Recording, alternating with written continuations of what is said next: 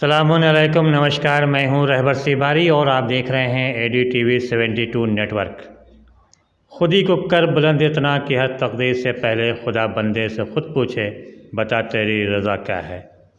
जी हाँ, अगर आपके अंदर दृढ़ इच्छा शक्ति है, कुछ करने का जज्बा है, समाज के प्रति कुछ करने का जज्बा है, आमजन के लिए कुछ करने का जज्बा है, देश के लिए कुछ करने का जज्बा है, तो आपको सफलता स्वयं आपके कदमों को चूमेगी।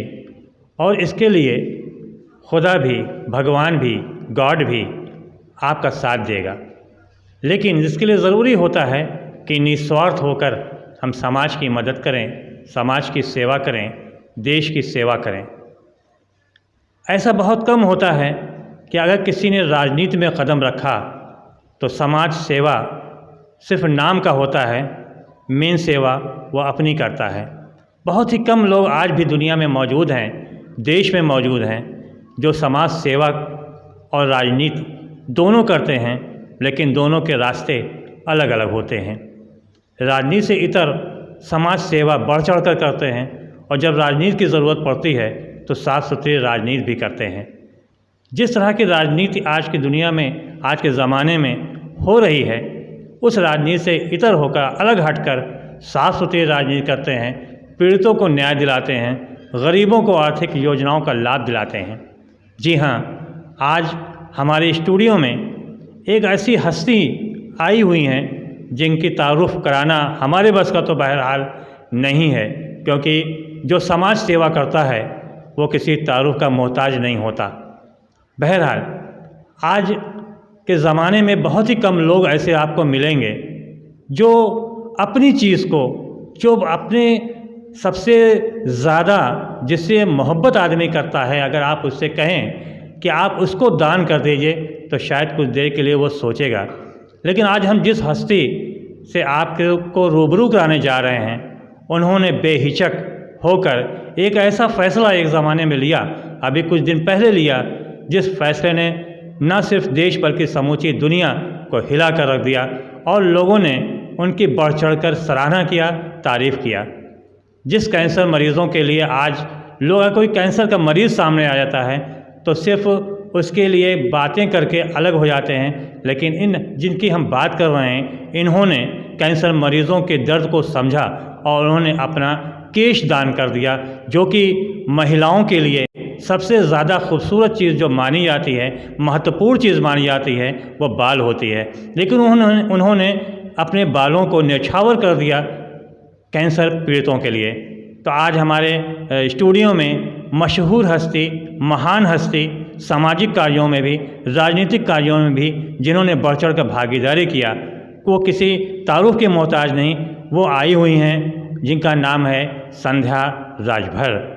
और वो संगठन चलाती हैं, सामाजिक संगठन चलाती हैं। इसके अलावा आम आदमी पार्टी के प्रदेश सचिव भी हैं। और इतना ही नहीं, वो महिला सशक्तिकरण और जो मिशन शक्ति अभियान मौजूदा समय में चल रहा है, उस अभियान के तहत महिला सशक्तिकरण को लेकर सिर्फ वो एक दावे वादे ही नहीं करती, बल्कि उसमें पूरे मजबूती के साथ लगी हुई हैं। और लड़कियों को, बालिकाओं को, कन्याओं को वो जूडो, कराटे, ताइक्वांडो जैसी कलाएं भी मजबूती के साथ सिखा रही हैं और ख़ुद भी इसकी माहिर हैं। तो हमारे स्टूडियो में बहुत बहुत स्वागत है संध्या राजभर जी। आपका भी बहुत बहुत शुक्रिया सर। हम चाहते हैं कि सबसे पहले तो आप ये बताएं कि सामाजिक कार्यों में आपने कब से कदम रखा? सामाजिक कार्यों में मेरे हस्बैंड बहुत पहले से कर रहे हैं, लगे हुए हैं। और सही बताऊं तो मेरा कोई ऐसा मंशा नहीं था कि मैं सामाजिक कार्य करूं। जैसे अन्य महिलाएं होती हैं, मेरा भी उसी तरीके से जीवन चल रहा था। और कई बार तो मेरे और मेरे हस्बैंड के बीच में नोक-झोंक भी हो जाती थी, झगड़ा भी हो जाता था कि आप सामाजिक कार्यों में बहुत ज़्यादा इन्वॉल्व हो गए हैं और समय नहीं दे पाते हैं हम लोग को, मेरे बच्चों को। तो मुझे ये सब चीज़ें लगती थी कि ज़्यादा से ज़्यादा जो मेरा समय है, मेरे बच्चों का समय है, आप समाज में जाते हैं, लोगों के बीच में जाते हैं, उनको समय देते हैं, और मुझे मेरे बच्चों को समय नहीं मिल पाता है। तो एक तरफ तो मैं ये सोचती थी और फिर उनको मना करती थी। फिर धीरे धीरे उनको जैसे मैं मना करती थी सारी परिस्थितियाँ इस तरीके से बनी कि मुझे लगा कि नहीं ठीक है, आप कर रहे हो तो चलो मैं भी करती हूँ। आप मेरी तरीके से नहीं बन पाओगे तो मैं आपके तरीके से बनती हूँ, ठीक है, मैं भी चलती हूँ, समाज सेवा करती हूँ। तो मैं ये सोचती थी। और फिर जब मैंने इस तरीके से सोचा चलो ठीक है आप कर रहे हो मैं भी करती हूँ, तो मैं भी पीछे पीछे लग गई। तो धीरे धीरे मैंने भी करना शुरू कर दिया। फिर मुझे अच्छा लगने लगा। एक जो आत्म संतुष्टि होती है वो चीज़ मैंने पाई कि बहुत से ऐसे लोग होते हैं जिनको ज़रूरत होती है, लोगों की ज़रूरत होती है ऐसे समय पे कि उनके साथ में खड़ा हुआ जाए और उनकी मदद की जाए। लोग इसको सोचते हैं कि अगर हम मदद नहीं करेंगे क्या उनका ये काम नहीं हो पाएगा, हो जाएगा। लेकिन परिस्थितियाँ कुछ ऐसी हो जाती हैं कि बहुत से ऐसे लोग ऐसी परिस्थितियों से गुजर रहे होते हैं कि उनको हम जैसे लोगों की ज़रूरत होती है। अगर सब एक दूसरे की मदद करें इस भावना से कि हाँ उनको हमारी ज़रूरत है, हम खड़े रहें, तो शायद आज हम एक अलग ही दुनिया का निर्माण कर रहे हैं। तो मेरी ये सोच थी और फिर मैंने जब धीरे धीरे करना शुरू किया तो मैंने पाया कि सच में लोगों को ज़रूरत है, हमको करना चाहिए। और उनको देखते हुए उनको सामाजिक कार्यों में अपना पूरी तरीके से सहभागिता देते हुए जब मैंने देखा, मैंने करना शुरू किया, मुझे अच्छा लगा और मैं कब इसमें लीन हो गई सर मुझे पता ही नहीं चला। तो इस तरीके से देखा जाए और अगर कहा जाए तो मैंने प्रेरणा अपने हस्बैंड से, अपने पति देव से मुझे मिला।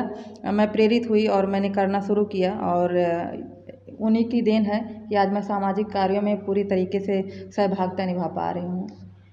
कहा जाता है कि पुरुषों के आगे बढ़ने में महिलाओं का बड़ा हाथ होता है, लेकिन यहाँ पर उल्टा है थोड़ा। आपको आगे बढ़ाने में आपके पति ने आपकी काफ़ी मदद किया।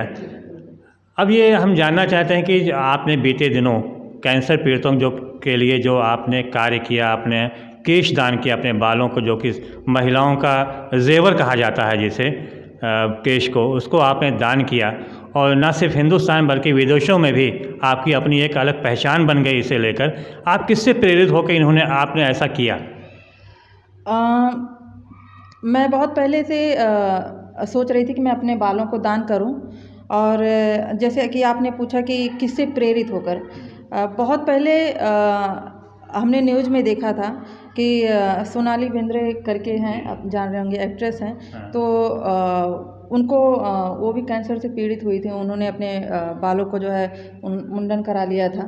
तो जब उस टाइम में शायद मैं बहुत छोटी थी, जब मैंने ये देखा तो मुझे बड़ा बुरा लगा कि क्योंकि हमने एक अलग रूप में उनको देखा था। बहुत सुंदर थी, बहुत अच्छी थी, एक मतलब हीरोइन थी। और जब उनको दूसरे रूप में देखा तो बड़ा तकलीफ़ हुआ। और फिर धीरे धीरे इन सब चीज़ों पे जब कहीं भी न्यूज़पेपर में आता था, टेलीविज़न पे आता था, कुछ इस तरीके से जब सामने आता था तो उस पर मतलब दिमाग में घूमने लगता था कि ये सब चीज़ें हमको लोगों के लिए करना चाहिए। करना तो चाहिए लेकिन कैसे करना चाहिए ये नहीं पता था। तो धीरे धीरे करके अब जैसे सोशल मीडिया का टाइम आ गया है तो धीरे धीरे सर्च करना शुरू किया कि अच्छा ये कैसे हम लोगों की मदद कर सकते हैं, किस स्तर पे जाके लोगों की मदद कर सकते हैं। तो जब वहाँ से पूरी जानकारी मिली तो उसके बाद जो है फिर हमने अपने बालों को डोनेट करने के लिए सोचा कि अब डोनेट किया जाए। सारी जानकारी लेने के बाद कि क्या क्या प्रक्रिया होती है इसकी, उन प्रक्रियाओं को देखने के बाद, समझने के बाद उससे संबंधित संस्था से, जो हेयर क्राउन नाम की संस्था है जहाँ पे मैंने अपना बाल डोनेट किया है, तमिलनाडु की संस्था है, अपने Prema Radhe memorial educational charitable trust के माध्यम से हमने उस संस्था को दान किया जो कैंसर पीड़ित महिलाओं के लिए, बच्चों के लिए फ्री ऑफ कॉस्ट जो बिग बनाती है उनको देती है, प्रोवाइड कराती है और उनके लिए जो है इतना अच्छा काम करती है। तो सारा कुछ जानने और समझने के बाद फिर मैंने अपने हेयर को डोनेट किया। और आपको बताऊं सर, अभी 14 नवंबर को लास्ट जो भी गया है मेरा 1 साल हो गया है। पिछले साल 2021 में 14 नवंबर को मैंने डोनेट किया।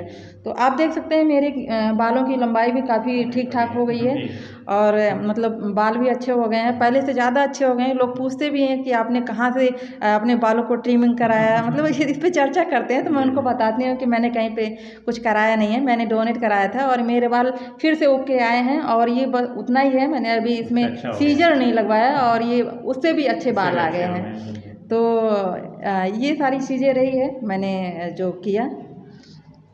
ख़ास तौर से अगर देखा जाए तो हिंदू धर्म में विशेषकर कि बालों को मुंडन करवाना महिलाओं का अच्छा नहीं माना जाता। आपके ऊपर क्या कोई ऐसा दबाव कभी पड़ा था?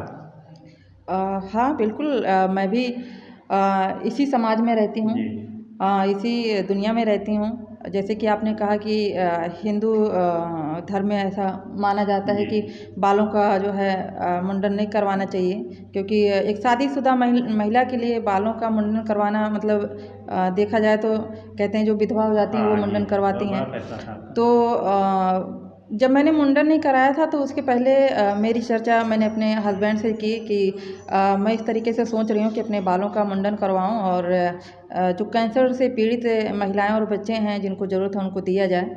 तो हम दोनों ने बैठ के चर्चा किया, उन्होंने कहा ठीक है, ये काफ़ी अच्छा और बहुत ही सराहनीय फैसला है, लेकिन तुमको इसी समाज में जाना है तो लोग तरह तरह का कमेंट करेंगे। तो मैंने कहा ठीक है, कोई बात नहीं, किसी न किसी को तो शुरुआत करनी पड़ेगी और हम अच्छे काम के लिए शुरुआत कर रहे हैं, तो मुझे नहीं लगता है कि इसमें बहुत ज़्यादा सोचने की ज़रूरत है। ये मेरी अपनी सोच थी।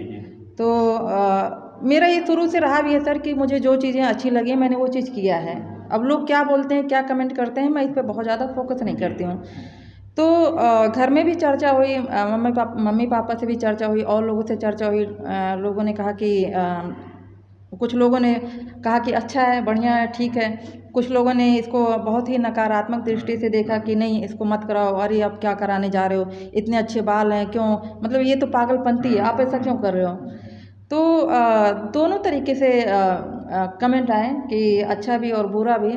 तो मुझे भी ये सब चीज़ें झेलने को मिली। जब मैंने मुंडन कराया उसके बाद भी कई लोगों ने मुझे सही बताऊं सर, जब मैंने मुंडन कराया था कई लोगों ने मुझे यहाँ तक बोल दिया, अरे आपको कैंसर है। मतलब ये चीज़ें मैंने उनको बताया नहीं, मुझे कैंसर नहीं है, मैंने अपने बालों को डोनेट किया है जो कैंसर से पीड़ित हैं उनके लिए। और तो जाहिर सी बात है मुझे भी झेलने को मिला। तो ठीक है, मेरा मानना आप कुछ अच्छा करते हो तो दो चार बातें ऐसे आती हैं। अच्छा, इसके बाद आपने जैसे कि भी और मालूम हुआ कि रक्तदान शिविर का भी आयोजन आप करवाती हैं और अन्य कई प्रकार के कार्य कराती हैं, तो इसके ऊपर क्या है आपका?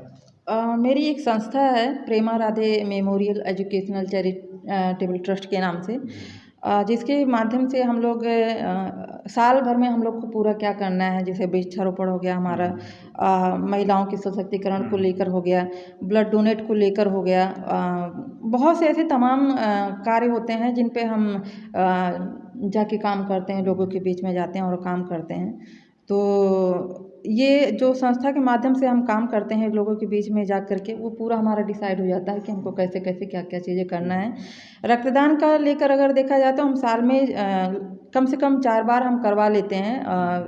जो हमारा पूरा समूह है, जो टीम है, हमारी पूरी टीम है, उसके माध्यम से हम करवाते हैं डोनेट। और अगर किसी ज़रूरतमंद को ज़रूरत पड़ती है तो उसको मुहैया कराई जाती है। तो इससे एक बहुत बड़ा मैसेज भी लोगों को मिलता है कि हाँ मुझे ब्लड डोनेट करवाना है। बहुत से ऐसे युवा होते हैं जो एकदम स्वस्थ होते हैं, लेकिन कहीं ना कहीं उनके मन में थोड़ा सा भय होता है कि मेरा खून निकाल लिया जाएगा, मैं कमज़ोर हो जाऊंगा, तरह तरह की भ्रांतियाँ होती है। तो हम उनको वहाँ पे बुलाते हैं। जैसे हमारे पास अगर 10-15 डोनर है तो हम बोलते हैं ठीक है आप एक एक जन को और लेके आओ। इसलिए लेके आओ कि वो बेशक डोनेट ना करें, लेकिन वो देखेंगे, और देखेंगे तो बार आएंगे, 2 बार आएंगे, तीसरी बार वो खुद कहेंगे हाँ ठीक है मेरा भी चेक कर लो। और बहुत से ऐसे युवा हैं भी हमारे टीम में जिन्होंने पहले तो बहुत मना किया कि नहीं मैं नहीं ब्लड डोनेट करूँगा, फिर 1-2 बार आए, 3 बार आए, उनको वो चीज़ें समझ में आई कि नहीं मुझे भी करना है, मुझे भी करना चाहिए। तो एक जो पॉजिटिव वे ऑफ थिंकिंग है वो हमको देखने को मिला। तो इस तरीके से हम ब्लड डोनेट का कार्यक्रम करवाते हैं जिससे लोगों को मदद मिलती है। आप सामाजिक कार्यों के साथ साथ लड़कियों को ताइक्वांडो वगैरह सिखा रही हैं और आप भी जैसा कि हमको जानकारी है कि आप martial art, taekwondo, judo, karate के माहिर हैं, तो आपने इस क्षेत्र में कब कदम रखा? मुझे लगता है कि मुझे 15-16 साल हो गया। मैं भी ब्लैक बेल्ट हूँ और एक अच्छी बात है कि उत्तर प्रदेश स्तर पे एफिलिएशन मिल गई है ITF को लेकर के।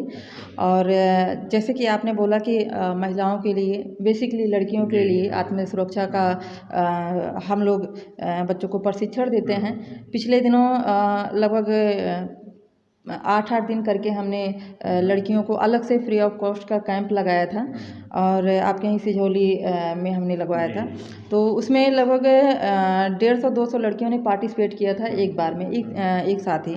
तो काफ़ी अच्छा लगा कि पेरेंट्स भी अब इस चीज़ को लेकर के अवेयर हैं कि समाज में जो परिस्थितियाँ बन रही है उसको लेकर देखते हुए कहीं ना कहीं पेरेंट्स में इस चीज़ को है कि नहीं, मेरे बच्चों को ये चीज़ आनी चाहिए, खासकर लड़कियों को।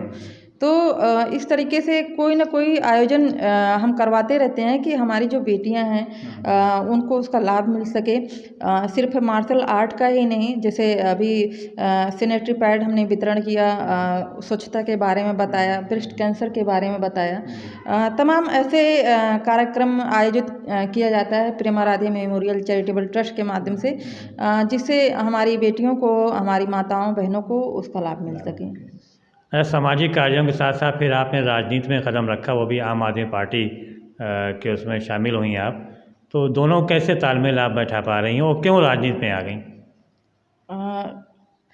देखिए सर, जब भी हम कोई काम करते हैं तो आसान नहीं होता है, बहुत टफ होता है। और खासकर महिलाओं के लिए, इसलिए कि सब कुछ करते हुए भी उनको अपना घर परिवार भी देखना होता है। और इसको देखते हुए बहुत ही मजबूती के साथ में फिर जब आप इससे निपटते हैं तो आप बाहर जाके काम कर सकते हैं। तो मेरे लिए भी बहुत बड़ा टास्क रहा है, बहुत बड़ा चैलेंज रहा है। जब मैंने सोशल वर्क करना शुरू किया था तो तब भी मुझे बहुत सारी परेशानियां आई थी। बाहर से भी लोगों ने काफ़ी कुछ कमेंट किया, सुनाया, उसको झेलते हुए फिर जब ऐसी परिस्थितियां बनी कि मैं राजनीति में आई।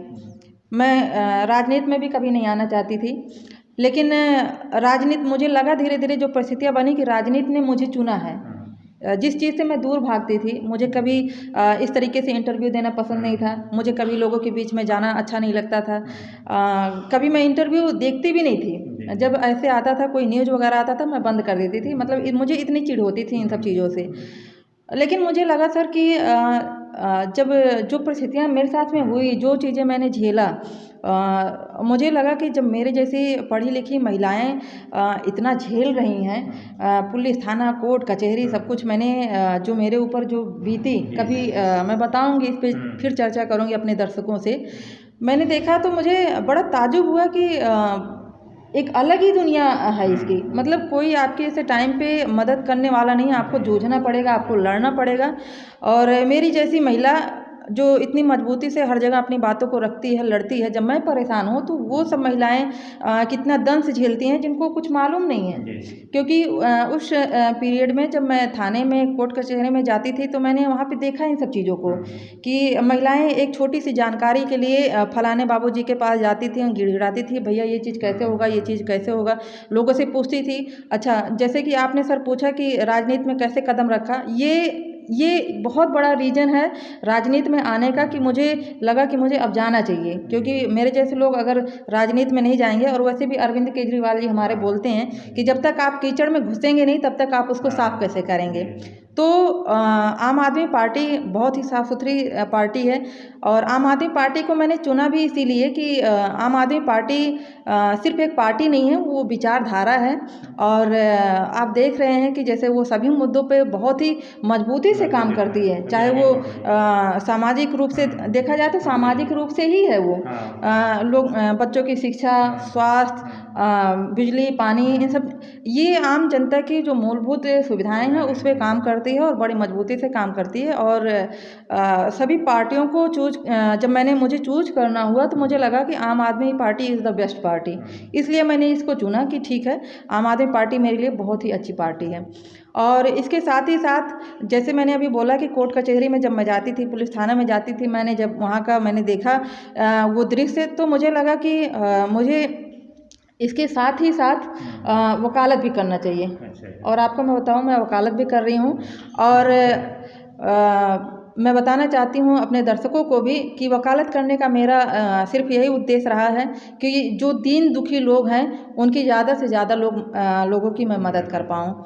तो इस तरीके से मैं राजनीति में भी आई और सामाजिक रूप से कार्य भी कर रही हूँ। दोनों में तालमेल बिठाना काफ़ी ज़्यादा मुश्किल है, लेकिन ठीक है, हमें सब कुछ देखना है। ये हमारे लिए चैलेंज है और जो कुछ करता है उसी के जीवन में चैलेंज आता है सर जी। अब अंत में हमारे व्यूवर्स से आप क्या अपील करना चाहें, ख़ास तौर से लड़कियों के लिए, युवतियों के लिए, महिलाओं के लिए क्या कहना चाहेंगी आप? सर मैं यही कहना चाहूँगी कि वैसे तो देखा जाए तो आज के टाइम पे लोग बहुत समझदार हो गए हैं, किसी को कुछ कहने की समझाने की ज़रूरत नहीं है, लेकिन फिर भी मैं अपना व्यू पॉइंट्स बताना चाहूँगी, लोगों से शेयर करना चाहूँगी कि हालात चाहे जैसे भी हों, हमको उसको निपटने आना चाहिए। एकदम से डिसीजन ना लिया जाए किसी चीज़ को लेकर के। आजकल के जो युवा हैं वो बहुत ही जल्दी निराश हो जाते हैं, हताश हो जाते हैं, डिप्रेशन में आ जाते हैं। मेरा यही मानना है कि आप अपना बेस्ट परफॉर्मेंस दें। अगर होता है कुछ अच्छा होता है तो बहुत अच्छी बात है, अगर अच्छा नहीं होता तो आप ये सोचिए कि ठीक है वो मेरे लायक नहीं था, हमें इससे और भी ज़्यादा मेहनत करनी है। आप जिस भी फील्ड में जाना चाहते हैं थोड़ा सा टफ हो सकता है, शुरुआती दौर में वो चीज़ें मुश्किल लग सकती हैं, लेकिन जब आप धीरे धीरे कोशिश करेंगे तो वो चीज़ें आसान होती जाएंगी। दो चीज़ें होती है सर, एक तो अच्छी एक बुरी। जब हम अच्छी चीज़ें करने की कोशिश करते हैं, शुरू करते हैं, तो शुरुआती दौर में हमको बहुत मुश्किल का सामना करना पड़ता है, लेकिन जब हम उसमें धीरे धीरे करना शुरू करते हैं तो वो चीज़ें आसान हो जाती है और जीवन हमारा अच्छा हो जाता है। और बुरी चीज़ें ये होती हैं कि शुरुआत में बहुत आसान होता है, लोग बहुत जल्दी उसमें सफल होना शुरू हो जाते हैं और अंत में उसका अंत बहुत ही दर्दनाक होता है। तो मेरा यही मानना है कि अच्छी चीज़ों का जब हम शुरुआत कर रहे हैं तो आप हताश और निराश ना हो, उसको बस करते जाएं। चैलेंज तो हमारा जीवन है ही, इसको खूबसूरत बनाएं। बहुत बहुत धन्यवाद संध्या जी, आप हमारे स्टूडियो में आएँ। तो दोस्तों, अगर आपको हमारा ये वीडियो पसंद आया हो तो ज़्यादा ज़्यादा लाइक कीजिएगा, कमेंट कीजिएगा, शेयर कीजिएगा, और जो लोग हमारे चैनल पर नए आए हैं वो लोग सब्सक्राइब ज़रूर कीजिएगा, कमेंट कीजिएगा, शेयर कीजिएगा, और जो लोग हमारे चैनल पर नए आए हैं वो लोग सब्सक्राइब ज़रूर कीजिएगा, ताकि आप तक हम इसी तरह से देश दुनिया की खबरों के साथ साथ ऐसे लोगों से भी हम रूबरू कराते रहें जिन्होंने समाज, देश व दुनिया के लिए काफ़ी बढ़ चढ़ कर कार्य किया और कर भी रहा है। बहुत बहुत धन्यवाद। जय हिंद, जय भारत। Yeah.